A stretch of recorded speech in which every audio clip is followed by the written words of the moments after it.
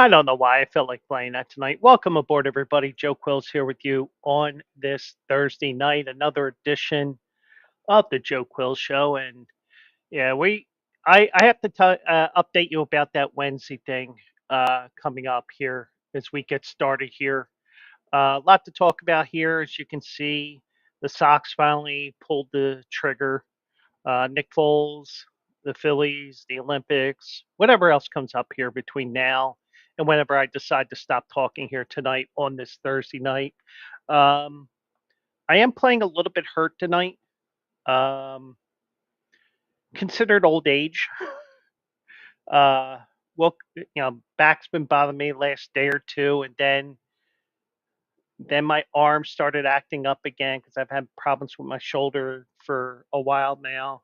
And then towards the end of my workday, now my hip starts bothering me. So, uh, you know, sucks to get old. I'll tell you that much. But glad everybody, glad to make it here tonight. Here, I'm wearing my Phillies City Connect hat and my not matching Phillies shirt.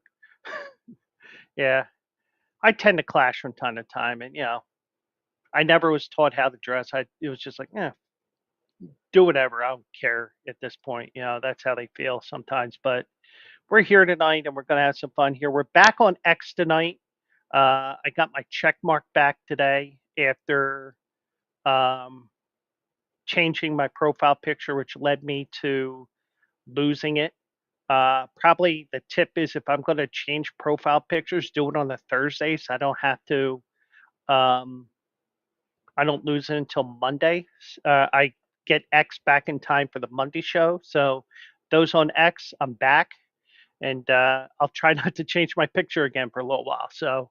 Um, so, so we got all that stuff coming up, and if you want to chime in, feel free to do so.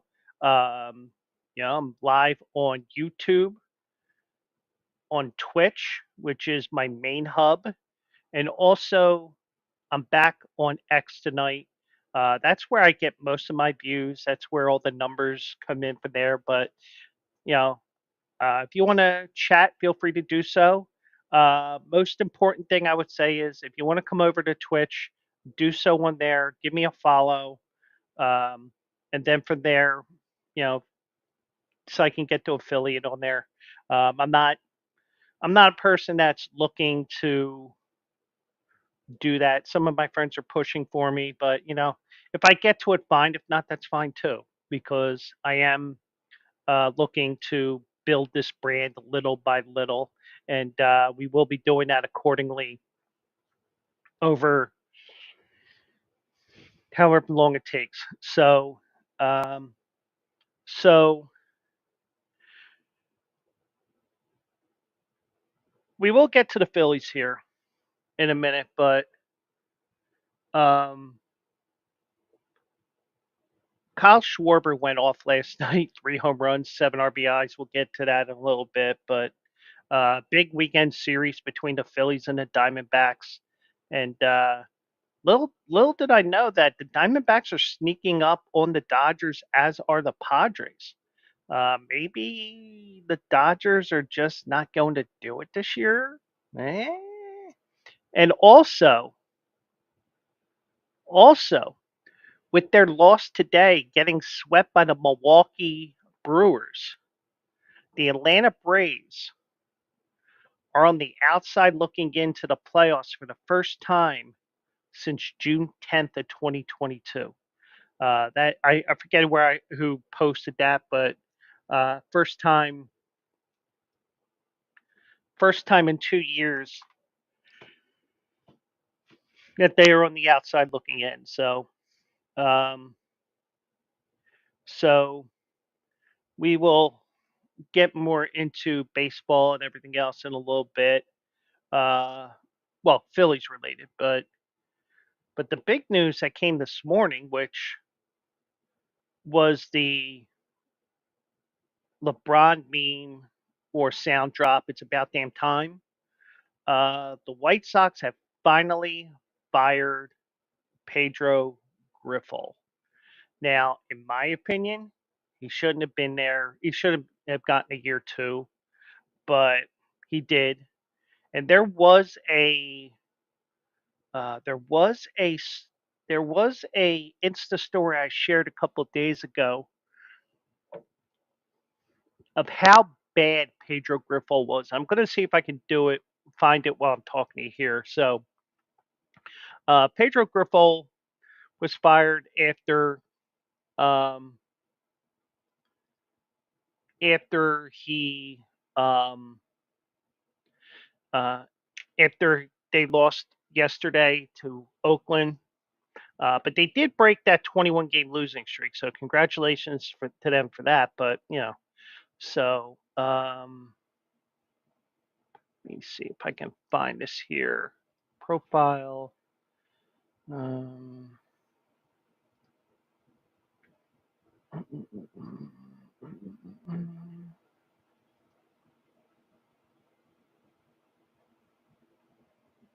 no, I apologize. This is some real good streaming and uh, uh, webcasting here. So don't know where I would find it here. Reels? No.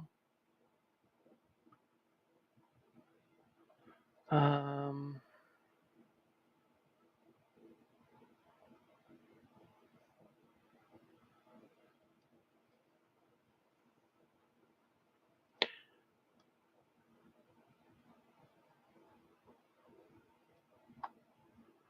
oh well, I can't find it. The hell with it. So basically, what it said was there were two managers in Major League history.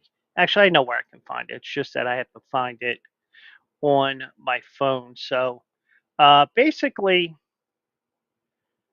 there were two managers in Major League Baseball history that had win percentages under, I believe it was 30% lifetime. Um, and I share so much stuff here that it's pathetic. Here it is.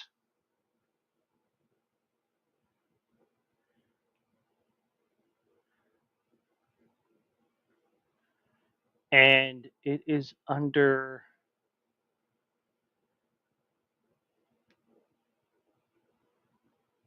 And I shared it on my Instagram. So let me pull that up here so you guys can see it here since I shared it again.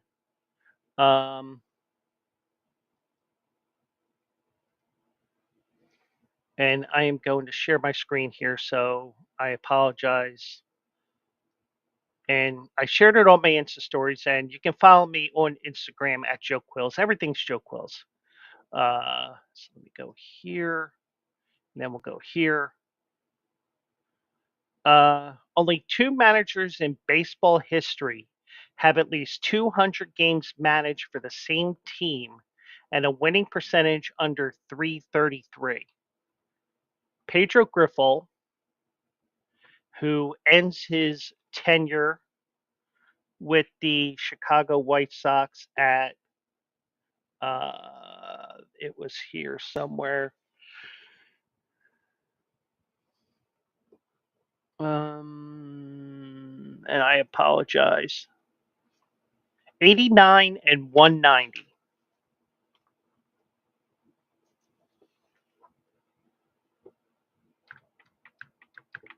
A winning percentage of 319.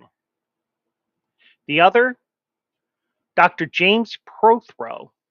He was a licensed dentist who managed the Phillies during World War II. Yeah.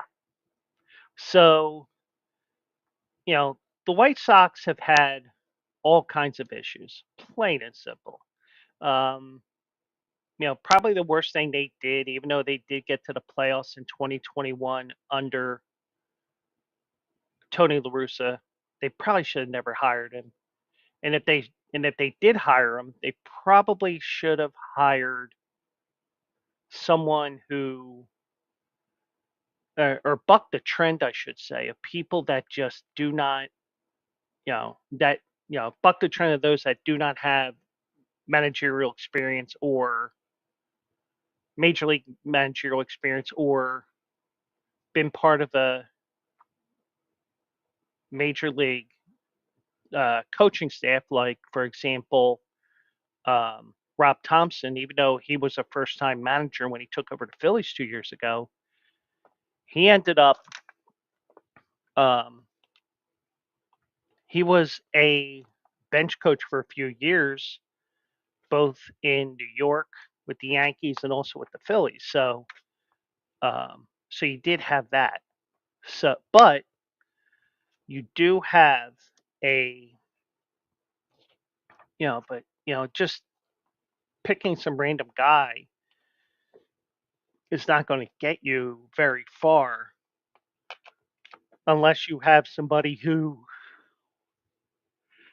really can make your team play better. And I just think that he was lost since day one, and he was calling out his team numerous times.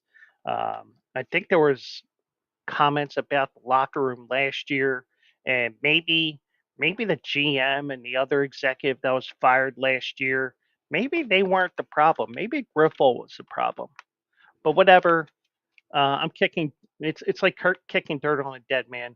But um, but he's fired, and former All-Star outfielder and Phillies legend, sarcasm, Grady Sizemore takes over. Grifol's firing headlined a series of coaching moves announced Thursday by the Sox. That was an early morning call, early morning announcement. I wasn't even up yet when it occurred. Um, the White Sox are 28 and 89 right now, and are 2 days removed from snapping Major League Baseball's longest losing streak since 1988, when the Baltimore Orioles also lost 21 in a row. But Baltimore lost theirs at the beginning of the year. General Manager Chris Getz, who I imagine may not be long for that position, said that there were a myriad of factors that went into the decision to fire Grifol, adding that obviously there was something that was broken. No shit, Sherlock. Anytime your team is challenging the 62 Mets, or is it 61 Mets? Uh,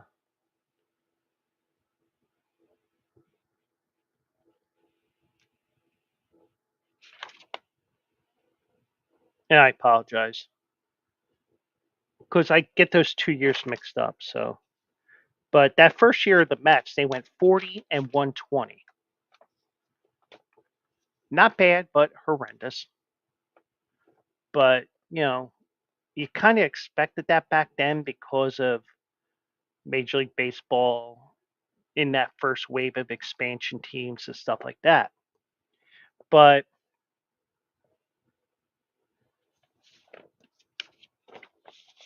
what they're doing in Chicago is a catastrophe. And you really can't.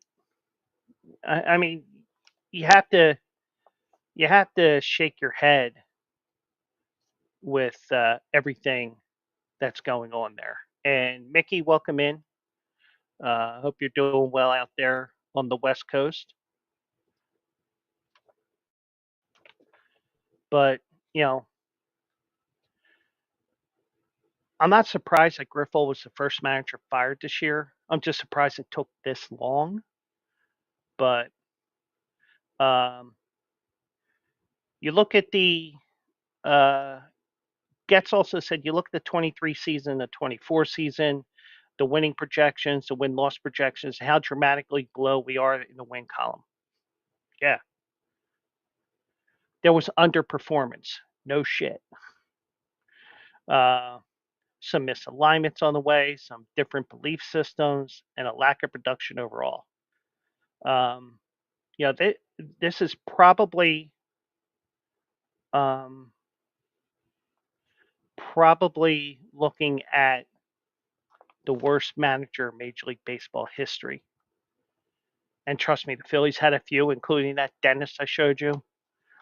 Mickey saying, what team took 3 games out of 3 from the Phillies? Let's see, it wasn't Seattle. There was only one this year, and I paid my bet off. It was the New York Yankees, and I paid that bet off Monday night. So,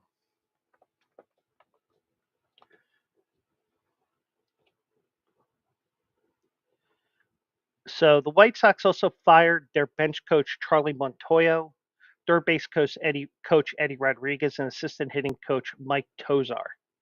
So they're cleaning house, and they get a leg up on all the other teams because they can start searching for a new manager now, even though you still have about 7 weeks of the season. You have, you still have minor leagues still going on for another month or so. So you're really looking at a lot of, um, time to hopefully get it right because it's more than just the manager. It's more than the players. It goes from the bottom all the way to the top, and you can go all the way up to the owner if you really want to. But it's a laughing stock, and um, Mickey is giving me shit because the Mariners won 2 out of 3, but they're not in the playoffs, and if they are, they're in the wild card because they're losing the tiebreaker right now to Houston. Um, Let me pull that up right now because Mickey's talking trash. Yeah, Houston's up half a game right now. Houston's 59 and 55. Seattle's 59 and 56. Um,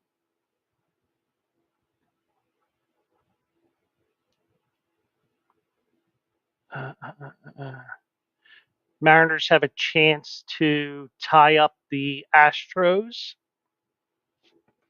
Astros were off today, I believe. Okay. So, so Houston's up half a game right now, and I didn't take a look to see who are the 3 wildcard teams, but the good news is the Braves right now are on the outside looking in with their loss today. So, um, now the White Sox actually won a game on Tuesday night. Congratulations to them. And if I, this is what it probably would have sounded like in the Chicago White Sox broadcast booth if they were allowed to applaud.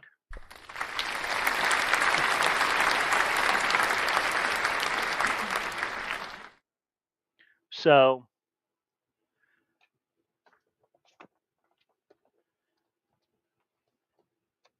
but then the White Sox got a little greedy, tried to go for 2 wins in a row, and they blew a 2-run lead, losing 3-2.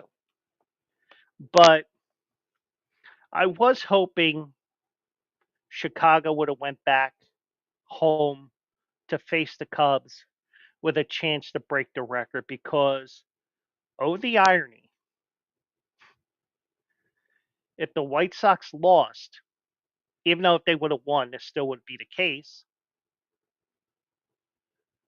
there would have been a fireworks show after the game. So they would have been celebrating a team losing their 24th straight game with fireworks, even though, it's they weren't really celebrating. It's just a coincidence that almost happened. But um, Grifol was hired in November 22 after Tony La Russa stepped down for health reasons. Um, he promised a sharp brand of baseball, which never happened. Um, Now Sizemore takes over. He joined the coaching staff earlier this year after serving as a minor league instructor with the Guardians and a minor league coach with the Diamondbacks. And like I said, he's a Phillies legend. Sarcasm. Um, um, And then there were clubhouse issues with the White Sox last year, and that was leading me to think that Grifol was going to get fired. I forget what they were saying exactly, um, but the clubhouse issues and mounting losses that they had last year led to dismissal of his bosses, Kenny Williams and Rick Hahn. Now, when above you gets fired, that's when you know your job's in jeopardy. Also, when one of your assistant coaches get fired, then you know your job is in jeopardy. Even though, like for example, Charlie Manuel, a couple of his hitting coaches got fired in his tenure, but he survived. But after a while, you just gotta say, all right, maybe the manager is the problem, and not the GM. But the GM, you know, he's probably on the hot seat now because you got a team that is 61 games under 500, and this team is so bad that I am hoping and praying, even though I will tell you a million times it will never happen because the way the whole baseball structure is set up from major leagues all the way down to the rookie leagues. You're not going to see promotion and relegation, but that is the only way you can stop tanking in sports. Because think about it, all the revenues you would lose by having to go to a second level, and all the revenues a team would gain from going from that second level to the top level of MLB. But it's not going to happen. I understand that. But it's just sad what a franchise like that's been around for over 120 years is playing some of the worst baseball since the Cleveland Spiders that went 20 and 134 in the 1890s.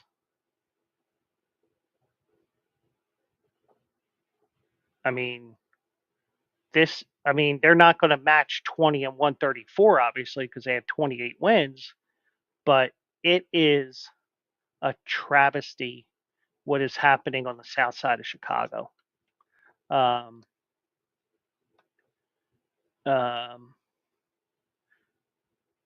Now, the White Sox were not expected to contend for the postseason, but no one expected to challenge the worst mark in MLB history. I don't know where I picked them in my predictions. I don't even know where that sheet of paper was, but it's pretty sad what's going on the south side. Um, White Sox had a separate 14-game losing streak also this year, so they've had some epic losing streaks, and you don't you don't want to have any losing streaks like that. I mean, the Phillies had a 6-game losing streak, but other than that, it's usually 2 or 3. They win 2 or 3 like they did with the Dodgers and all that. And we'll talk about the Phillies coming up. Uh, but um, but it is really sad what's going on there. Um, they got rid of more. They got rid of some of their star players. Um, uh, and Aaron Bummer and Gregory Santos was traded in the offseason. Um, Garrett Crochet, he opened his mouth. That led him getting stuck in Chicago. Uh, Luis Robert was kept there, but they did deal Tanner Banks to the Phillies, Paul DeJong to Kansas City, Eloy Jimenez to Baltimore. But their worst record all time is 49, 102, and 1. And it doesn't look like they're going to get close to 49. And somebody said this today, and I think I heard this on, was it on, I'm not sure if it was Dan Patrick or Dan Levitar, because I actually watched some Levitar this morning. Um, and it might have been yesterday, but whatever I was watching, the old saying used to be you win 60, you lose 60. It's the other 42 games that decide your season. Well, they didn't even get to 40. They may not even get to 40 wins. So it's just crazy what's going on there in Chicago. And uh, hopefully they start looking like a major league team again. Even if they lose 100 games, that's still 62 wins. That'll be 20 more wins that I'll probably get this year. But yeah, we're still a long ways away from being a long ways away. So, but if there is a light at the end of the tunnel for Chicago, the last time a team tried to got close to breaking the all-time record or modern era beginning in 1900, not Kansas City, Detroit lost 119 games, but 3 years later they were in the World Series. So you could get back quickly, but the problem is you got a stadium that's starting to get run down. The owners want a new stadium. Illinois doesn't want to give the money, or they can't get the money because everybody wants a stadium at the same time. The Bears want a stadium. Um,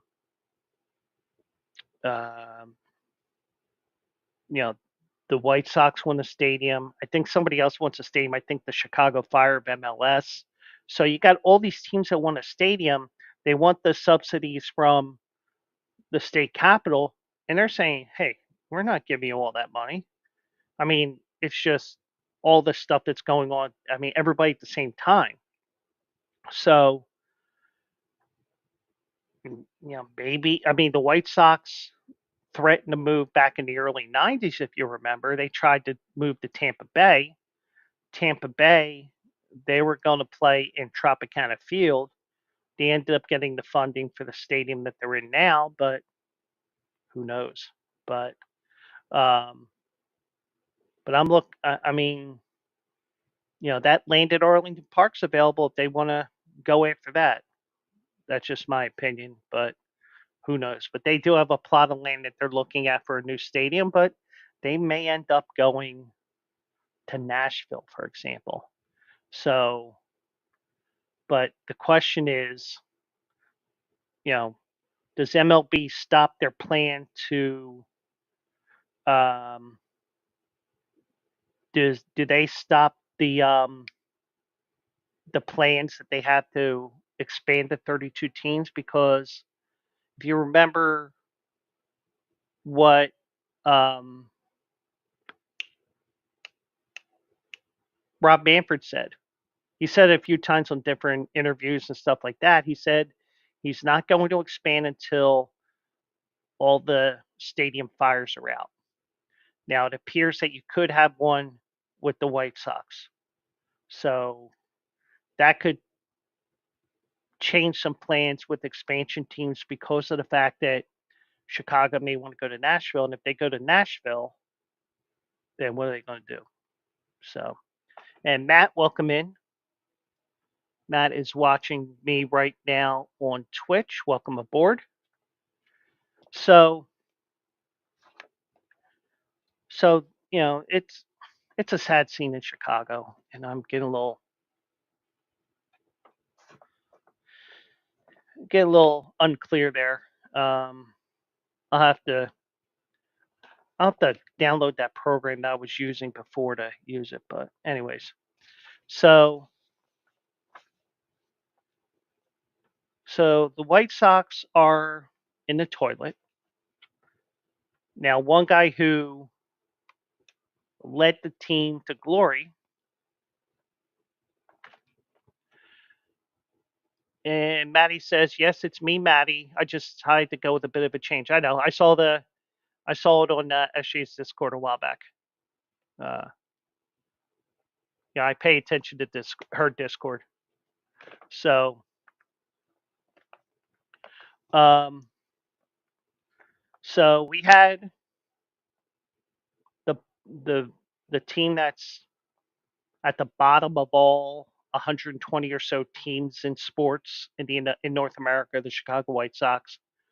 One guy who was at the very top of the world was Nick Foles, aka Big Dick Nick.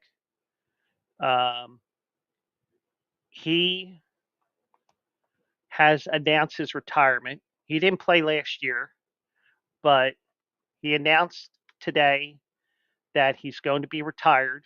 He's going to be retiring at the Eagles home opener, September 16th, and he will be um, honored at halftime of that Monday night game.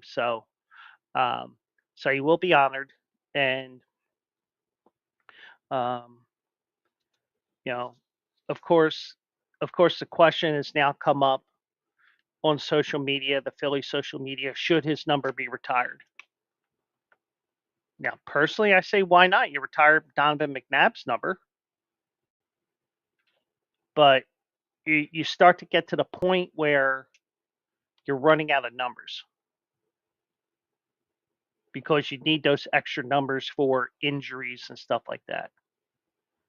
And I mean, you alleviated number issues on some teams about that much by adding zero, which is a dumb number to have in football.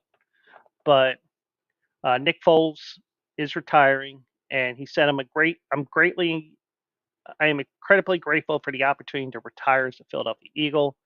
The city of brotherly love has always felt like home to me as an NFL player. Philadelphia is the city I truly love, and it's been an honor to wear an Eagles jersey. And he got the ultimate honor in the playoffs, Super Bowl MVP.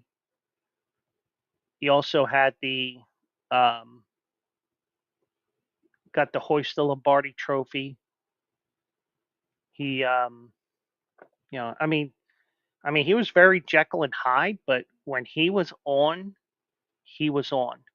I mean, the first year with Chip Kelly here, he had a 26 touchdown, 2 interception ratio. He had a 7 touchdown game against the Raiders that year.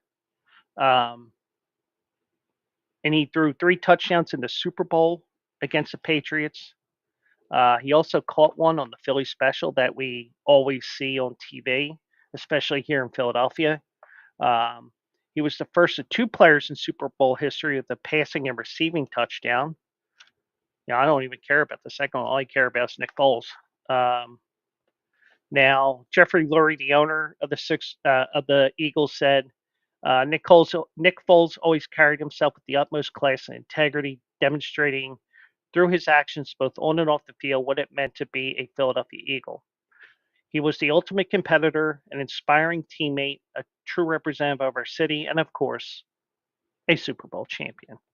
So, I mean, some of the records he has with the Eagles, most passing yards in a single game with 471. I believe that was the Raiders game where he threw 7 touchdowns. And most consecutive completed consecutive completions in a single game. That's an NFL record with 25. So, but he is retiring. He's going to be retiring as an Eagle, and we'll always know him as Big Dick Nick because I don't know who it was exactly. I want to say Connor Barwin, but I may be wrong on the name. He said that he took a look at Nick Foles and he said it was the biggest thing I've ever seen. And of course, because we Philly fans are like that, we came up with the nickname Big Dick Nick and it stuck. And, I'm just hoping that Small Dick Nick sticks for Nick Castellanos.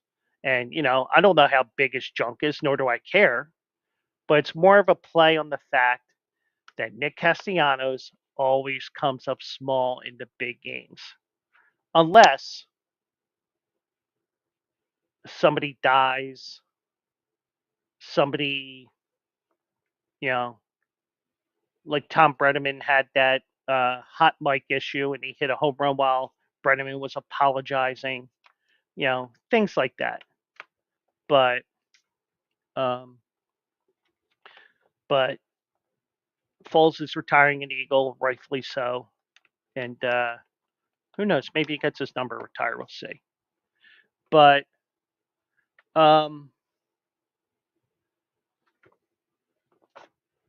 as we get to the Phillies, first I want to congratulate JT Realmuto as he gets as he has reached 10 years of MLB service tonight with tonight's game.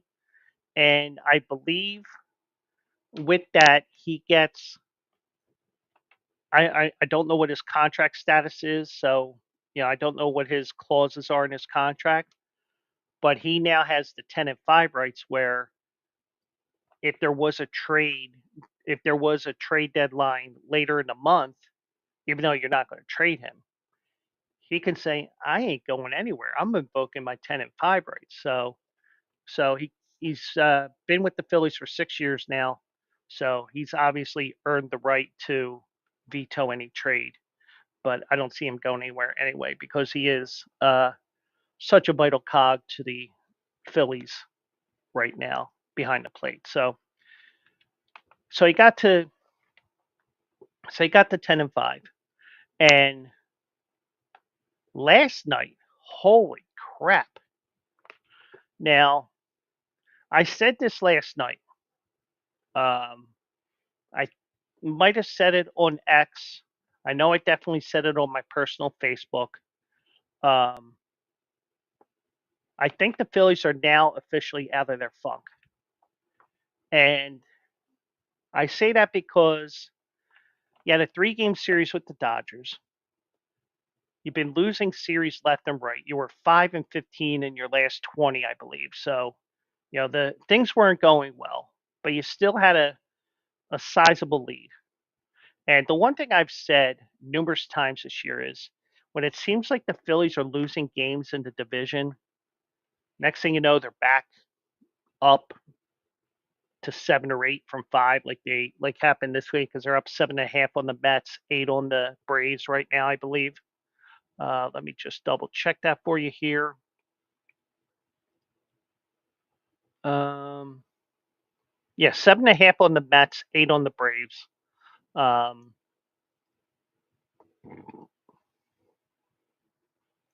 yeah, so you're looking at that right now, and the Phillies do get the Braves in a couple of weeks down in Atlanta, and then they come back here over Labor Day weekend.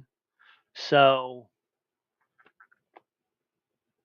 obviously, the Phillies could the Braves can put their own death nail on the division. The Mets, they may get a wild card, but the wild card race is wide open right now. But Kyle Schwarber, 3 home runs. He's up to 261 this year. Now, if he was up around 40 home runs right now, instead of hitting for average, in situational hitting the other way, things like that, I would say Kyle Schwarber would be an MVP candidate. Now, I said to you guys, Alec Boehm is my MVP right now because it just seems like Alec Boehm gets the big hit after big hit after big hit all year. Now, it's not the sexy home run that you want to see all the time, but he ends up 2 for 5 with 4 RBIs all the time when he gets RBI opportunities. But um, but you do have the Phillies and the Diamondbacks in a rematch of last year's LCS. Hopefully, the Phillies will continue their hot streak, and Arizona's just as hot right now. They're 14-2 in their last 16 games, from what I saw. Um, they swept the doubleheader yesterday, so it'll be interesting to see how Arizona reacts of having to fly pretty much cross country after playing 2 games yesterday in Cleveland. The mistake by the lake. Um, and we'll see if the Phillies can be the first team to 70 wins this year. They're at 68 right now. Uh, Tomorrow, if they win tonight, it's 69. All right, but um, yeah, we're in the dog days of summer now, and hopefully the Phillies do um, get some more wins. Uh, and like Matt says, 69 is the best number. Of course it is. Uh,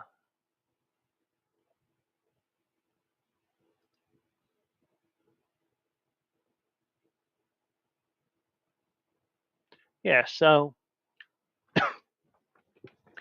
the Phillies might be the first team to 69 wins if they win tonight because was losing to Toronto, and the Yankees were losing big to the Angels tonight. So it looks like it could be if the Phillies win that they would get to 69 first, but they have to get through this Arizona team, and thankfully, uh, the Penguin AC is not here tonight, so he's not giving me shit about that. He's been curiously absent lately, but you know, it's important for the Phillies to at least get a split in this 4 game series. But you want to win 4 out of you want to. I mean, truthfully, you want to win 3 out of 4. But I think let me just check one thing here. Um,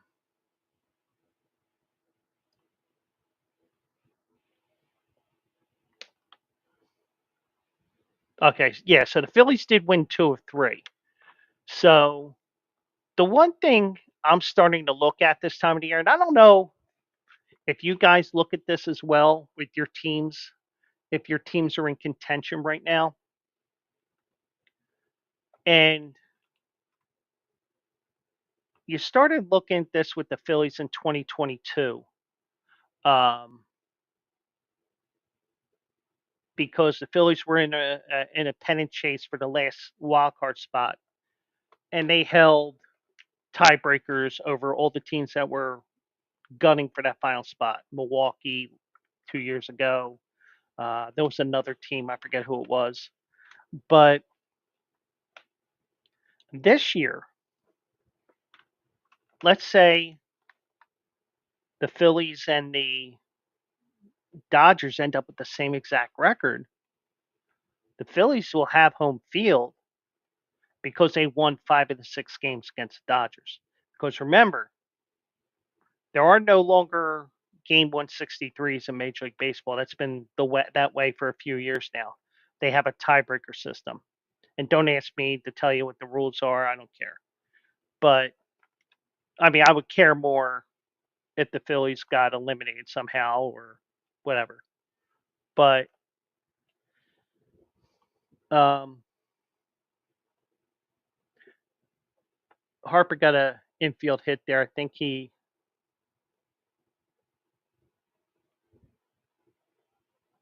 taking a look there, seeing if they're going to show the replay.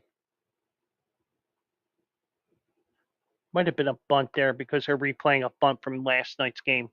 Um, but because of the way that the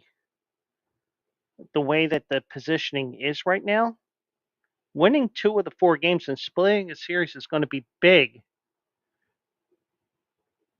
It's going to be big for the Phillies because let's say the Phillies and Arizona end up 4-3, and the Phillies are tied with Arizona at the end of the season. Home field goes to Philly, even though Arizona won't be afraid because they beat the Phillies in games 6 and 7 last year. But now you got to start looking at things like that as a fan. Now, as a team, if you're a manager or a player or anything like that, you just go Herm Edwards on it and just go, you play to win the game. But Schwarber went off last night, 3 home runs, 7 RBIs, the most home runs, um, the most RBIs in a 3 home run game since Jason Worth. Um, most most home runs and RBIs in a four-hit game since Mike Schmidt in 1976. I mean, it was crazy what Schwarber did last night, and he's 0 for 1 tonight, but that's baseball. Before you know it, your team's going to lose. You know, you're going to, like I always said, most teams will win 60, lose 60. It's those other 42, and that's why you get a big lead early on, because the more you win in April and May, is the less you need to win in September. But you do want to stay sharp, because when October comes around and the Phillies are sitting around for a few days, people are going to be worried when they come out flat in those first couple innings. It's, oh, here we go again, another one seed in trouble. No, this team's going to be ready. But be interesting to see what happens here with the Phillies. We get into the dog days of summer. Phillies got a lot of road games the rest of the way, but they got the team that can do the job here. Um, so Colby Allard is on the mound tonight, probably his last start, because Taiwan Walker is going to be back soon. Ranger Suarez should be back next week. So little by little, the team is getting back together to start the original rotation. So hopefully, you know, hopefully Suarez will pitch like he did before he was having his back problems, and Taiwan Walker pitches like a major league pitcher.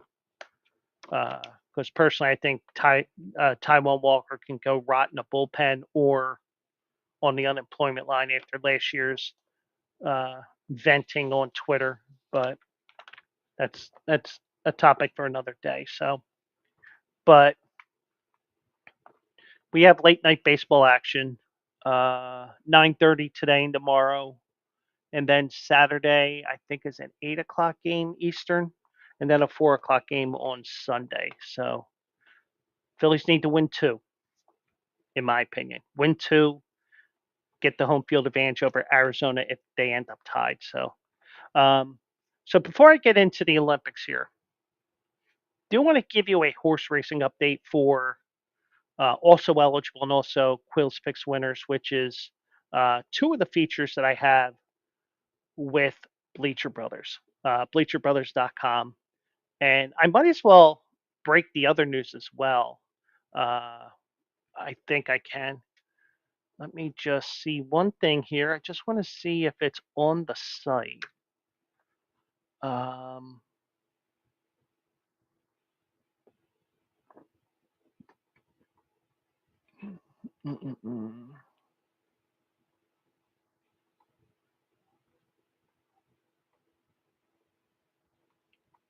because there was a Bleacher Brothers show last night. There was um, all kinds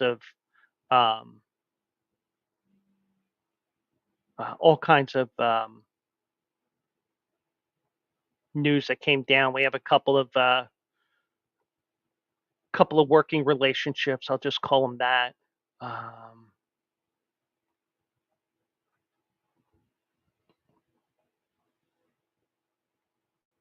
nah, it's not on here. Okay. All right. So,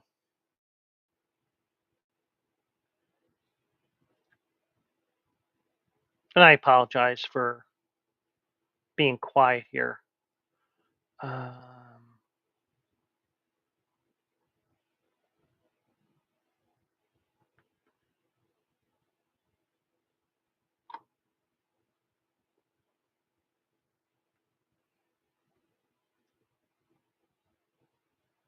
but the page is going to get a major overhaul coming up in a few weeks. First of all, I have no clue what I'm doing on Saturday for also eligible, which sucks for me and AJ. Tropical Storm Debbie, Hurricane Debbie, whatever you want to call it, Tropical Depression Debbie, is wreaking havoc on the East Coast. Now, my original plan was to go with was to go with Colonial Downs because of the Arlington Million. Um, because that's a favorite race of mine. Um, However, Colonial Downs, they were first to get hit with the tropical rainstorm. So they moved their Thursday and Friday card to Monday and Tuesday. But you're saying, wait a second, what about the Arlington Million card? That was announced yesterday that was going to be moved to Sunday. So it should stop raining Friday morning down in Virginia, and it'll give the turf course 48 hours to dry out for the big races that they have there, the three big turf races that went from Arlington Park until it closed to Churchill for a year to Colonial Downs, which is part of CDI, Churchill Downs Incorporated. Um, so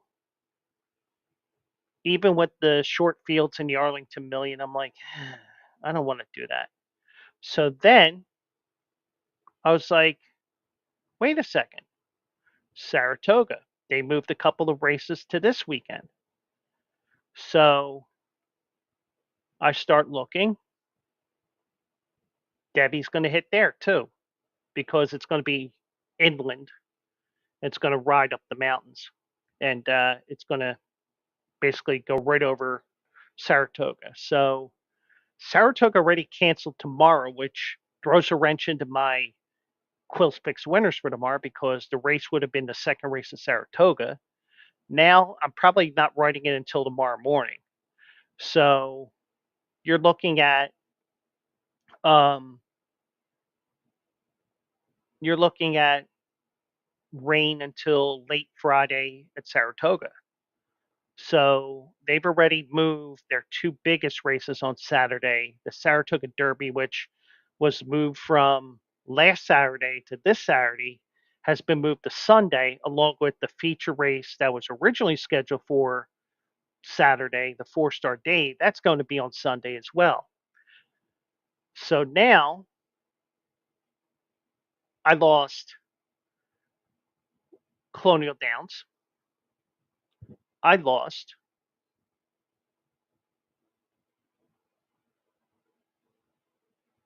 Saratoga.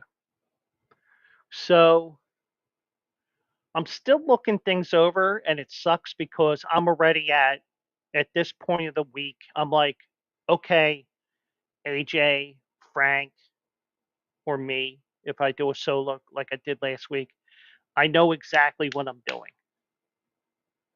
I do not know what I'm doing for Saturday morning. And it sucks because this is when I start getting ready. As soon as the show's over, I start prepping for Saturday. And it's looking like it's going to be Delmar. So I might have to tell, because I think this is AJ's week this week.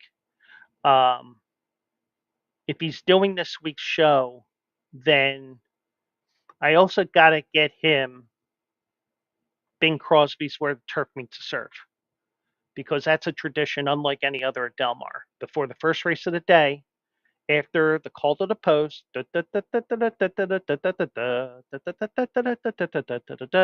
then they crank up Bing Crosby, that 1 minute song, Where the Turf Meets the Surf, at Old Del Mar. Take a plane, take a train, take a car. Um, that's looking like what's going to be planned right now. But I'm going to be scouring these races nonstop tonight, looking for something that'll be interesting, even if I got to go 2 to 3 different tracks, which I don't want to do. But it'll be an interesting show nonetheless, and that show is on the Bleacher Brothers Network.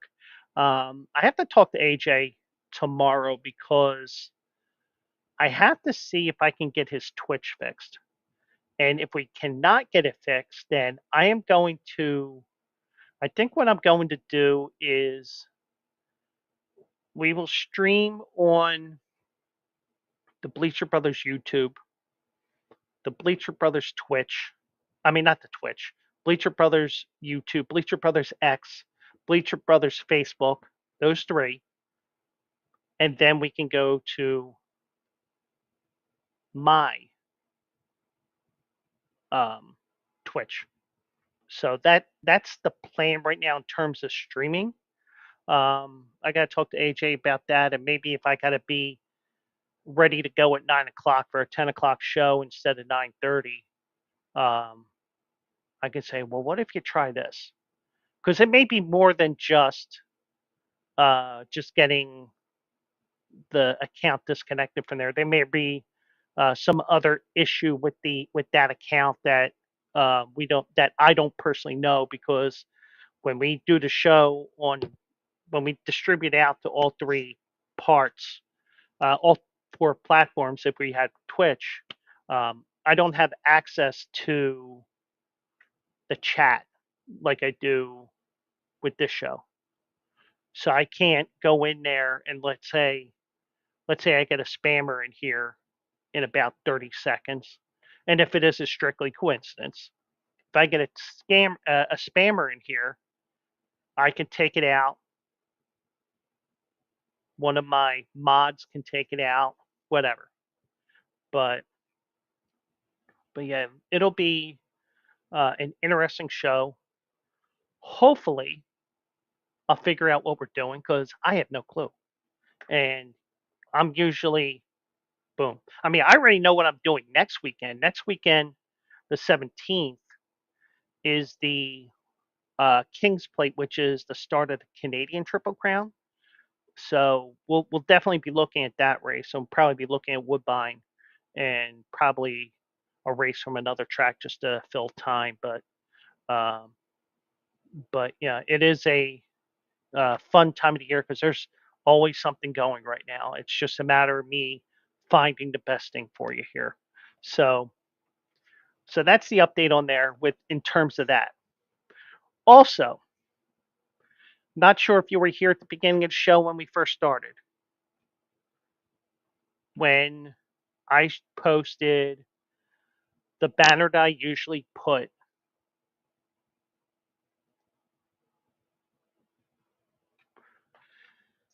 The Wednesdays have been updated. I updated tonight. I got to update it for the Monday and Tuesday stream information I have here. Wednesdays will be added in September. We are looking at September the 9th. Starting September the 9th, we are going 4 nights a week. So that means that I will be on Monday, Tuesday, and Wednesday, or Monday, Tuesday, and Thursday at 9 o'clock. Wednesday, I believe I'm going to be 10 to midnight. So a little bit of a curveball to you guys, because I'm moving back an hour for Chef Tom's golf show, which will be on there. But more on that as we go along. But September 9th, we will be adding that week. We're going to be adding Wednesdays. And um, that is probably going to be my first day of vacation from my real job. But this is going to be a staycation. So you're going to get extra fired up me. So we are going to be locked and loaded, and I'm going to have some guests on here. We're going to talk sports. We're going to do everything, and we'll do it live 4 nights a week, and then we'll have our Saturday show as well. So be a busy, busy.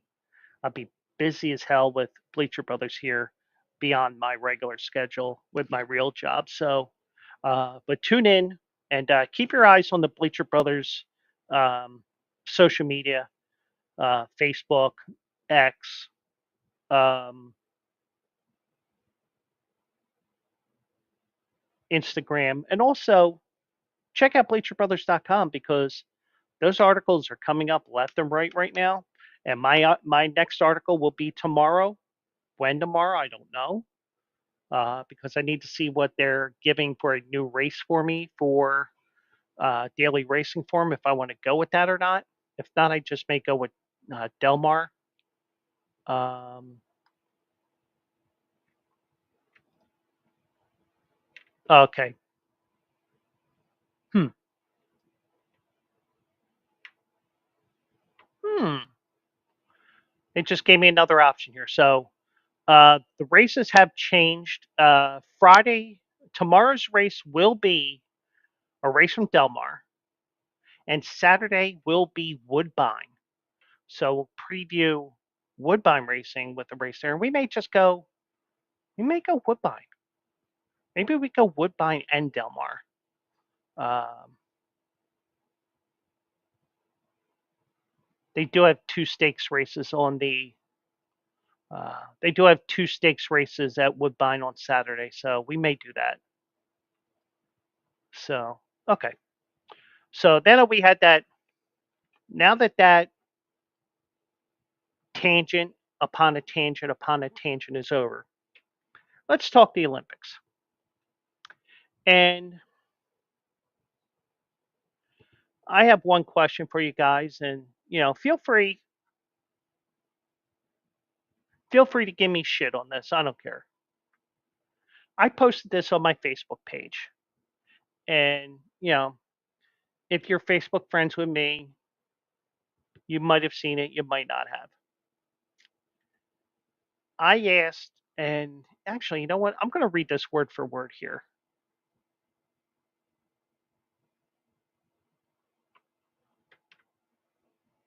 Um,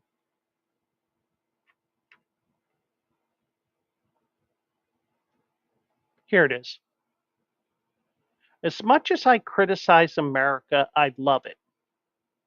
But man, I was hoping the U.S. would not have benefited from Serbia's all-time choke job, you know, because of LBJ. But and I see somebody unfriended me. Oh well, they're lost. Um, Bank, welcome in, man. Hope you're doing well out there. So here's the question I have, and feel free to comment in the chat. Um,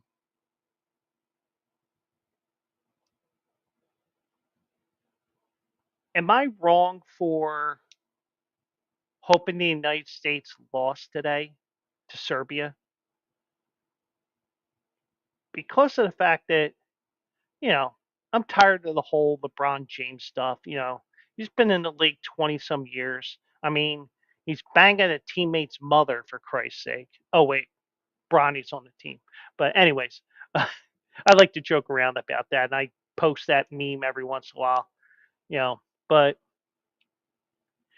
am I wrong for rooting for the U.S. to lose? Now, the one thing I will say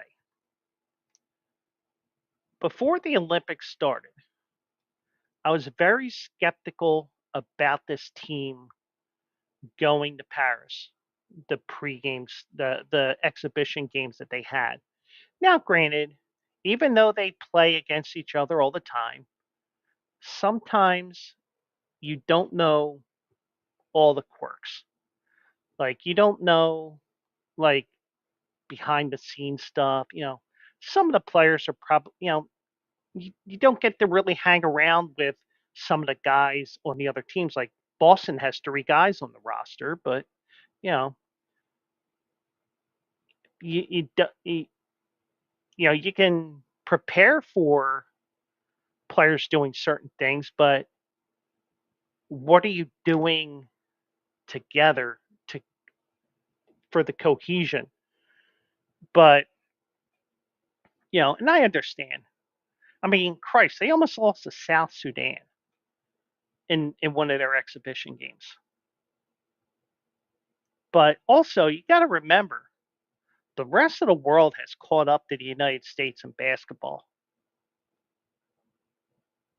We're never going to see a U.S. team win on average, or actually any team for that matter, for that fact, even if some country goes leaps and bounds ahead of the United States. We're never going to see a team like the '92 Dream Team that won by a 44-point average and never called a timeout in the tournament. That's never going to happen. But when the Dream Team went to Barcelona in 1992, except for those that were insanely naive, you knew that the gap was eventually going to close. And Serbia had the United States on the brink. They're up 17 points in the third quarter. And then all of a sudden, the U.S.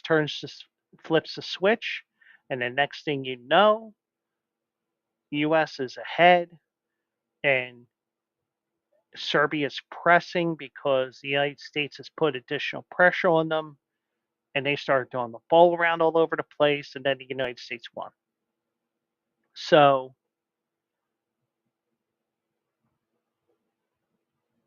am I happy the United States won? Yeah.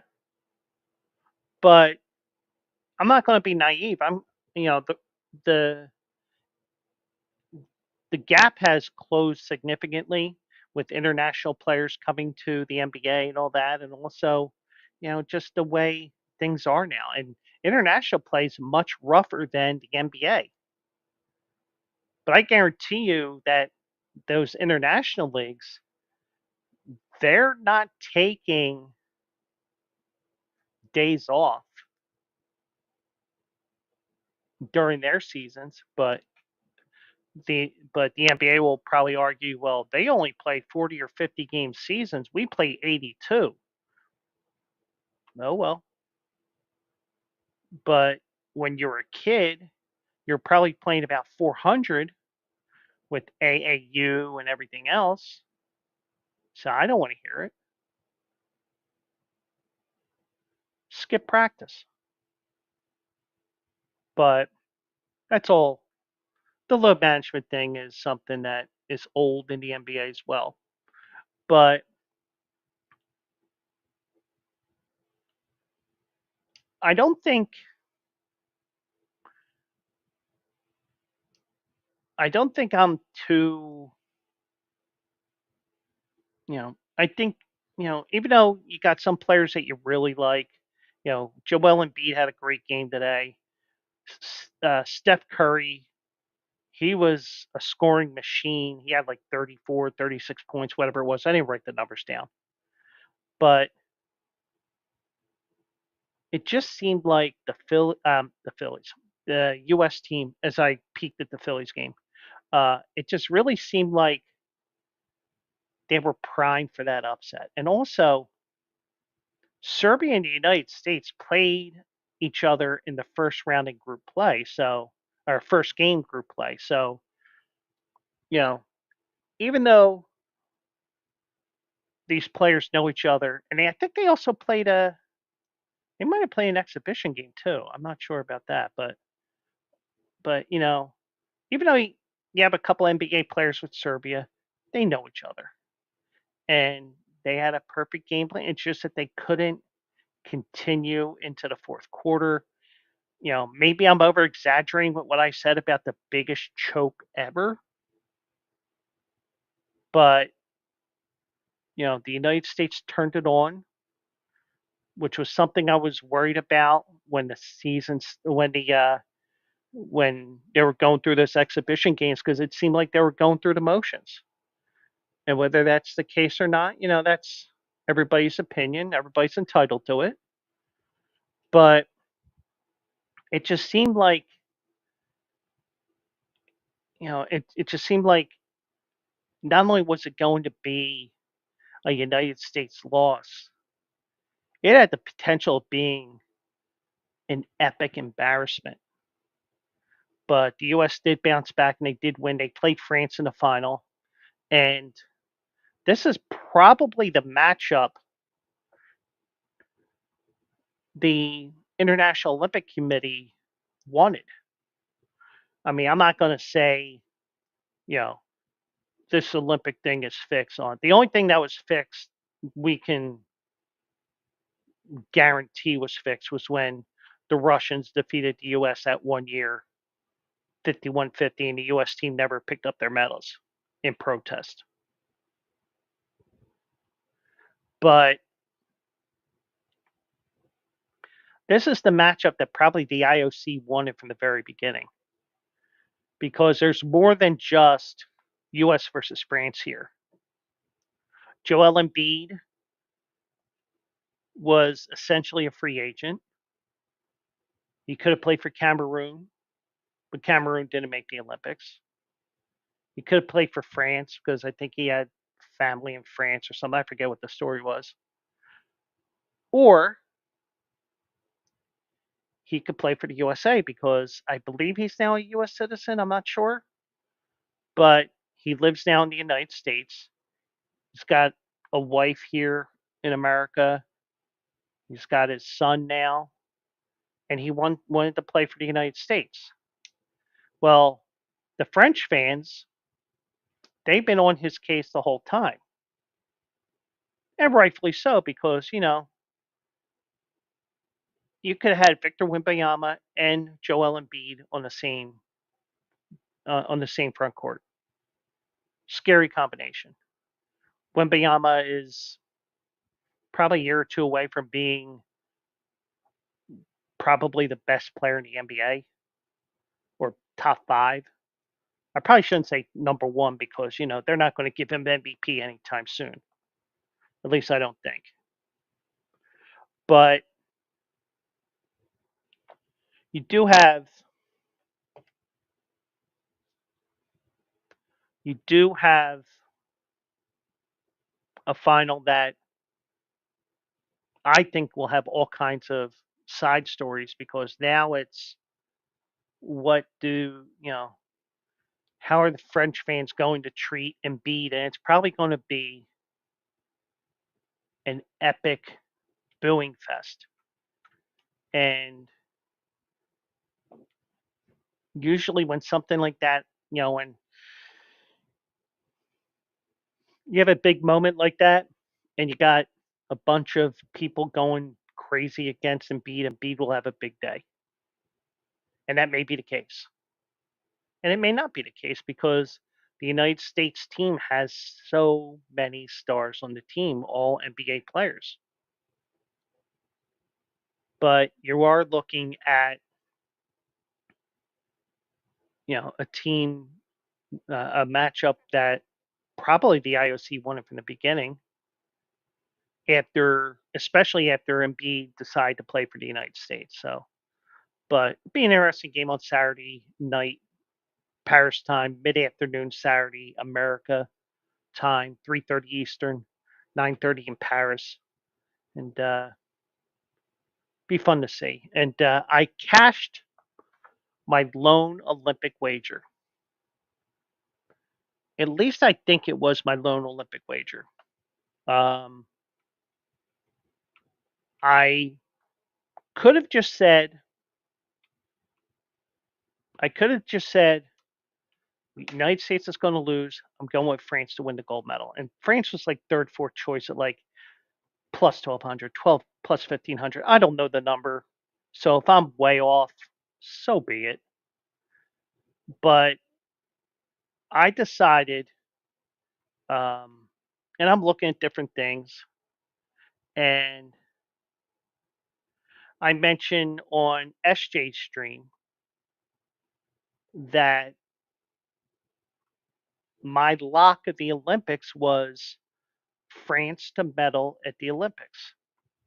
Well, I got paid today. Now, granted, it was only even money plus 100, so I wasn't getting money back. But you know, when you have the United States at minus whatever to win the gold medal and minus whatever to win a medal, you know, I was looking for the Captain Obvious pick at plus odds, even if it was plus 100. And France did win today over Germany, and I got the alert late this afternoon that I got my $50 because I put 25 on it, and I wheeled it today for Johan Rojas to not get a base hit at plus 155, I believe, and that is looking good right now because he sacrifices first at bat.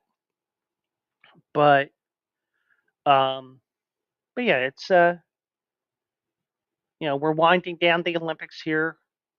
We got breakdancing this weekend. About 40 years too late, if you ask me. Uh, breakdancing, got diving, you got track and field winding up.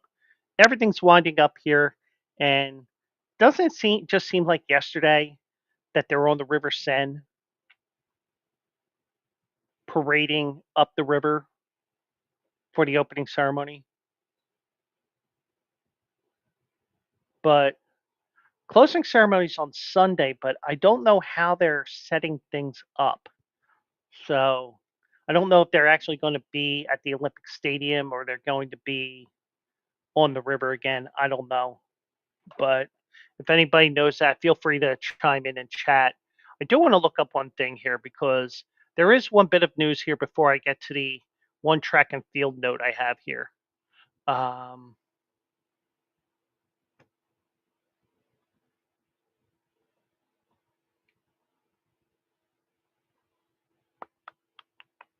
because they announced today who will be carrying the Olympic flame, not the Olympic flame, the U.S. flag here. And that is going to be Katie Ledecky. No problem with that. She's a 14-time Olympic medalist. She's the most decorated Olympic female athlete of all time at the Paris Games. Um, she will share flag bearer duties during the closing ceremony with gold medal winning rower Nick Mead. Um,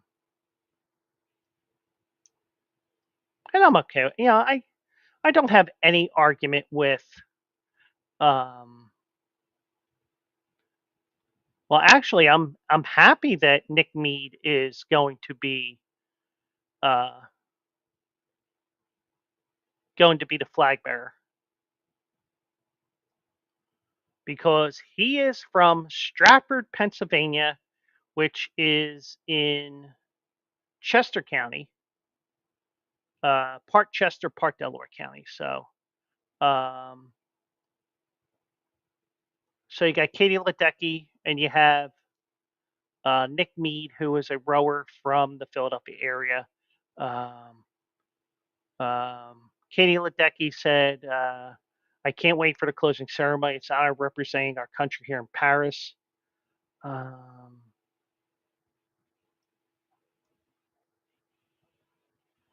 okay, and here's my answer here that I was questioning just now.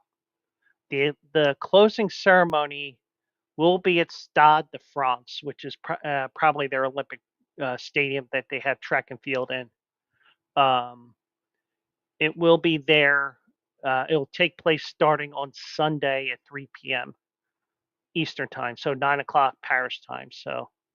Um,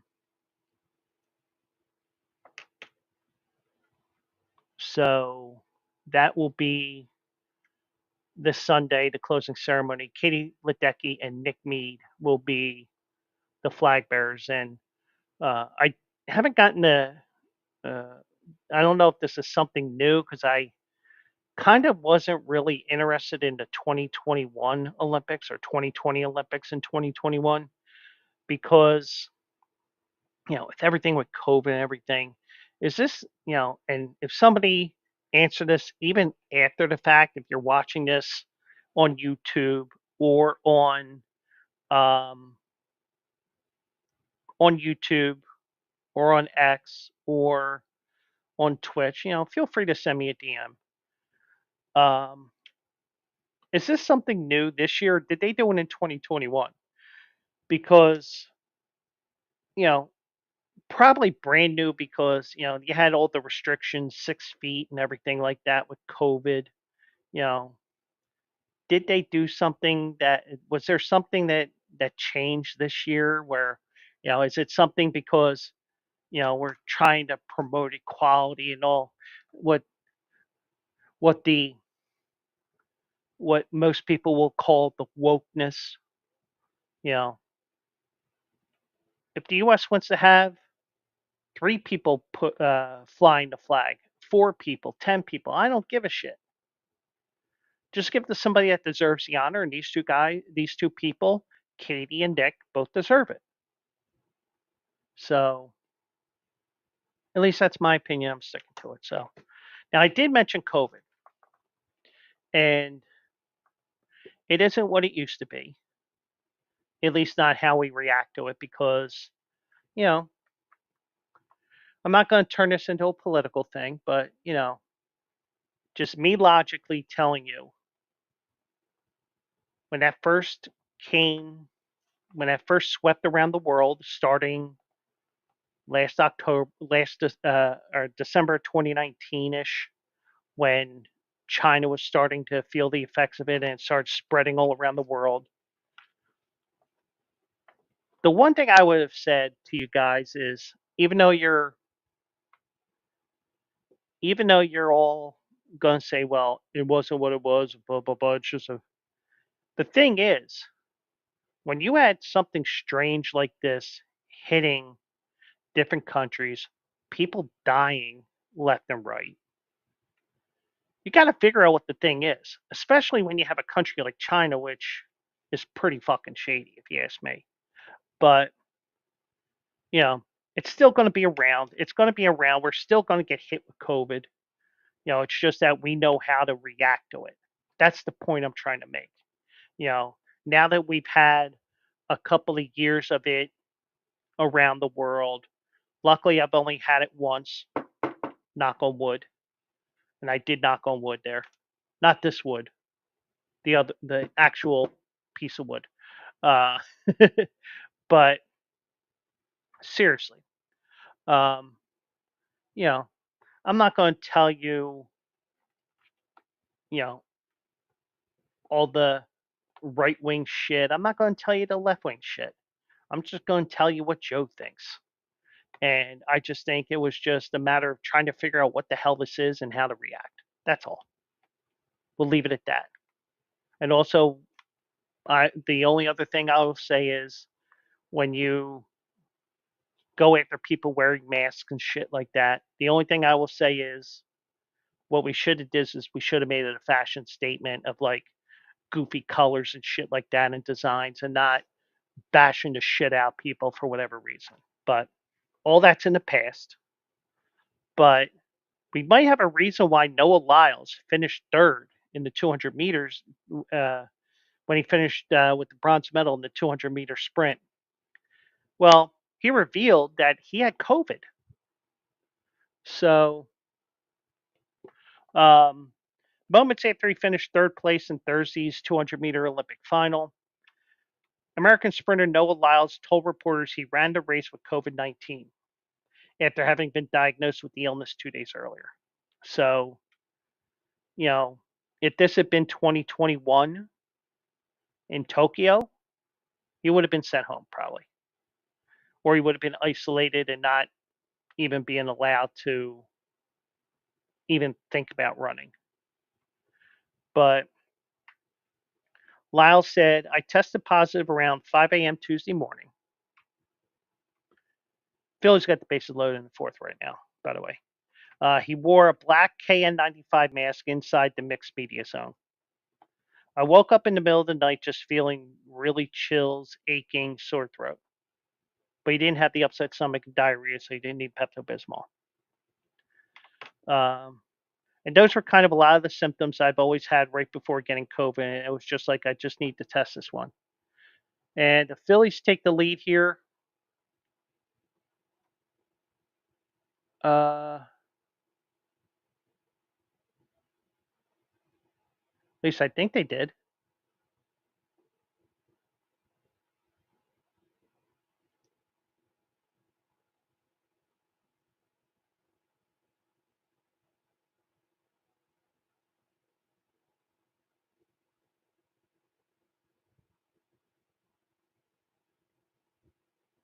No, it was a foul ball by about that much.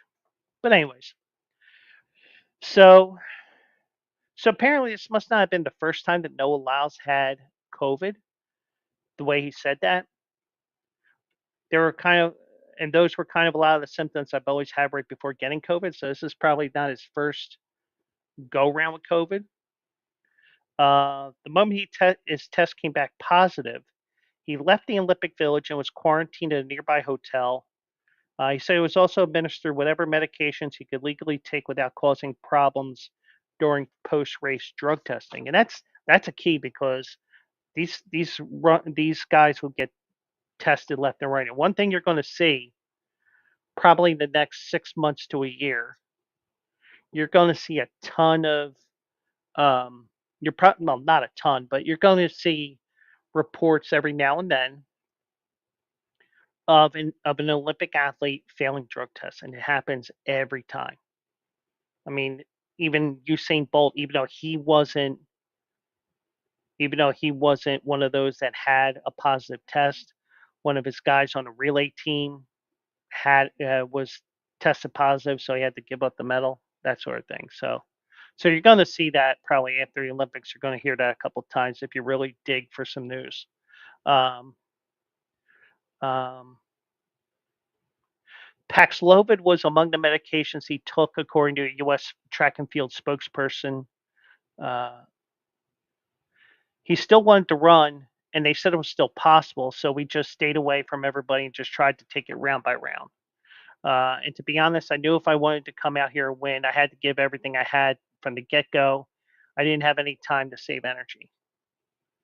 Um, no pun intended, try to keep the diagnosis as close to the chest as possible. Um, he isn't sure whether he'd still participate in a 4x100 meter relay at 1:45 on Friday. I believe that he said he's out of the Olympics. So that's from what I got when I printed this up. He said he would talk to the coaches. I think he's not running. So, um, yeah.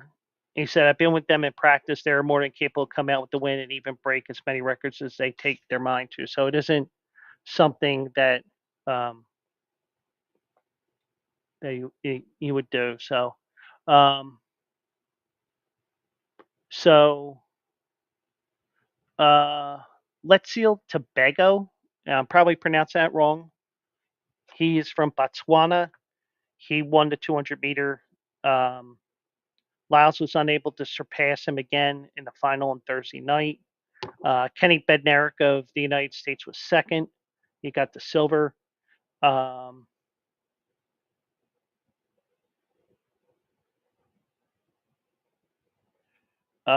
Tobago said that he didn't know Lyles had COVID. Bednarik said he had no concerns about getting it from his teammate. And also with the way COVID is now, you're sick for 3 to 6 days. The symptoms lessen, and you go back to what you're doing, work wise, athletic wise, whatever. You just got to be careful with it because you could get somebody who is not has weakened immune system, for example. Whether it's somebody very old or has you know all that stuff that we some people stop talking about this, but I'm trying to look at it not as left or right, just trying to be as down the middle as I can here. So, um, Tobago said he noticed Lyle wearing a mask during warm-ups the past 2 days, but didn't know why. Um, he felt as if Lyles was going through something. In terms of feeling like Lyles was putting him at risk, Tobago said, I don't know he put anyone at risk. We are Africans. We are strong. And they're athletes. They're top-notch athletes. As soon as he crossed the finish line, Lyles laid down on his back on the track. Within moments, he was surrounded by athletic trainers and members of the Paris Olympic medical staff who moved him towards a wall as they administered treatment. Um, Lyles said he was lightheaded after the race, shortness of breath, chest pain was definitely active. Um, but after a while underneath, I was able to catch my breath and get my wits about me. I'm doing a lot better now. Um, he says he's like 90% now, but uh, after Wednesday's semifinal, he didn't go through the medium mix zone. The He instead went directly to medical for reasons that weren't disclosed. So, um, but you know, like I said, COVID isn't what it used to be in terms of the mystery I'll say that without turning this into a left wing versus right wing debate, because I am doing all I can to steer clear of anything like that, because that's not what I want to deal with. But it's at least he did the right thing, I would say. But the only thing is, you wear a mask like that post COVID, it's like maybe, but at least he was thinking about himself. He was thinking about others, because you could have a 200-meter race where you only have one guy finishing the race because the other seven dropped dead from chest pains from exerting too much, because you're hiding the fact that you had COVID. And I'm sure when 2028 comes around, I'm sure they're going to have something in place like that, I would think. But it'll be another 4 years since COVID was released by China. So who knows? I'm not going to get into an argument over COVID and masking and stuff like that. That's all in the past. But I just feel like, you know, he did the right thing there. And, you know, I mean, when you're running an event like the Olympics, which is once every 4 years, and you never know if you're going to get back there again, I can see him doing that. But, it also shows how COVID stands nowadays. So, but, we have 3 more days of the Olympics, and they shut things down on Sunday. They extinguished the flame, and the Summer Olympics gets ready for Los Angeles in 2028. And be back in our home country. Some of the same venues that hosted the Olympics 40 years ago, some new ones, but we'll see. Um, so just a reminder, Saturday, and I will change the banner here for you. Also eligible is Saturday morning at 10 a.m. on the Bleacher Brothers handles. Um,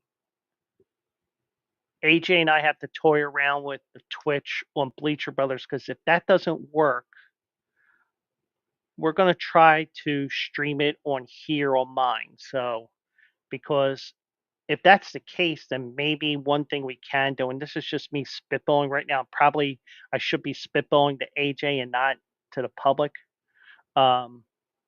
Maybe we get lucky, and as a result, we can go from person to person. Like, let's say we have shows from 7 o'clock in the morning to my show at 11 o'clock at night. What I envision is, at the end of the night, or at the end of each show, as we're about to get started, we can start the stream portion of it, um, at least on Twitch, and you can raid out to other people. Now, I don't think we can do that, but it is worth a shot. So, um, but if the Saturday show is not on the Bleacher Brothers Twitch, it'll be on mine. I'm going to put it on mine myself, because um, I want to have even more people watching that show. So, um, we are at the end here. We did have somebody come in and leave. Um, at least I think they left. If not, they probably went into lurk mode and probably the name disappeared or whatever. But that is the end of our week here. And just a reminder, we'll be back Monday at 9 o'clock with another edition of Joe Quill Show. Give you some weekend news, some updates, all that fun stuff. We'll start get everything ready for a new week. We're Monday, Tuesday, and Thursday at 9 o'clock. And Bank Boy, thank you so much. Bank Boy, uh, great follower, great person. Matt was here. Mickey was watching on YouTube tonight. Um, and thanks to those watching on X tonight. We're back on X. We'll get more people watching there as well. But um, but the one thing I would say is come on over to Twitch just so I can get my numbers up because I got three of the four things for becoming affiliate. I just don't have that fourth one. So little by little we'll get there. So, but that is it for now. I will be on um, the Bleacher Brothers handles on Saturday for also eligible. I believe AJ is back, and it looks like we're going Woodbine and Delmar on Saturday. Uh, so that's probably what we'll do. So that is going to be it for now.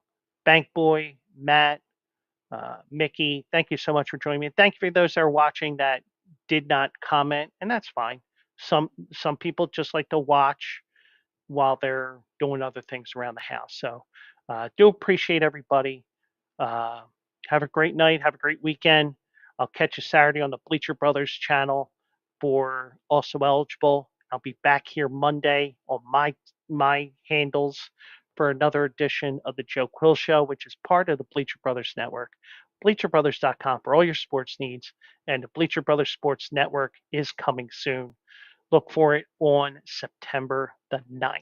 So have a great night, everybody, and I will catch you Monday night, if not sooner on Saturday morning for also eligible. Good night, everybody.